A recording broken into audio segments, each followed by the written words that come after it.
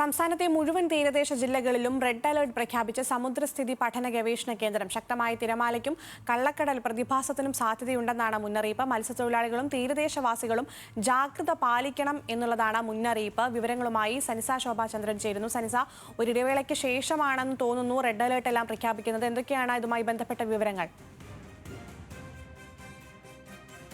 മുതൽ പൊഴിയൂർ വരെ, കൊല്ലം ആലപ്പാട് മുതൽ ഇടവ വരെ, ആലപ്പുഴ ചെല്ലാനം മുതൽ അഴീക്കൽ ജെട്ടി വരെ, എറണാകുളം മുനമ്പം FH മുതൽ മറവുക്കാട് വരെ, തൃശൂർ ആറ്റുപുറം മുതൽ കൊടുങ്ങല്ലൂർ വരെ, മലപ്പുറം കടലുണ്ടി നഗരം മുതൽ പാലപ്പെട്ടി വരെ, ഇത്തരത്തിൽ കണ്ണൂരിലും സമാനമായി കണ്ണൂർ, തൃശൂർ, മലപ്പുറം, കോഴിക്കോട്, കാസർഗോഡ് ജില്ലകളിലുമൊക്കെ ഇത്തരത്തിൽ തീരദേശങ്ങളിൽ കള്ളക്കടൽ ആക്രമണത്തിനും ഉയർന്ന തിരമാലയ്ക്കും സാധ്യതയുണ്ട്. അതുകൊണ്ട് തന്നെ മത്സ്യത്തൊഴിലാളികളും തീരദേശവാസികളും അതീവ ജാഗ്രത പുലർത്തണമെന്ന മുന്നറിയിപ്പാണ് ഇപ്പോൾ ലഭിക്കുന്നത്. കടൽക്ഷോഭം രൂക്ഷമാകാൻ സാധ്യതയുള്ളതിനാൽ അപകട മേഖലകളിൽ നിന്ന് അധികൃതരുടെ നിർദ്ദേശാനുസരണം മാറി താമസിക്കണം.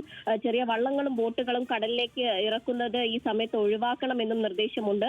കള്ളക്കടൽ പ്രതിഭാസത്തിനും ഉയർന്ന തിരമാലയ്ക്കും സാധ്യതയുള്ള ഘട്ടങ്ങളിൽ കടലിലേക്ക് മത്സ്യബന്ധന യാനങ്ങൾ ഇറക്കുന്നത് പോലെ തന്നെ അപകടകരമാണ് കരക്കടുപ്പിക്കുന്നതും എന്ന നിർദ്ദേശം നൽകിയിട്ടുണ്ട്. ഈ ഒരു സാഹചര്യത്തിൽ ഇത്തരത്തിൽ മത്സ്യബന്ധനം നടത്താൻ പാടില്ല.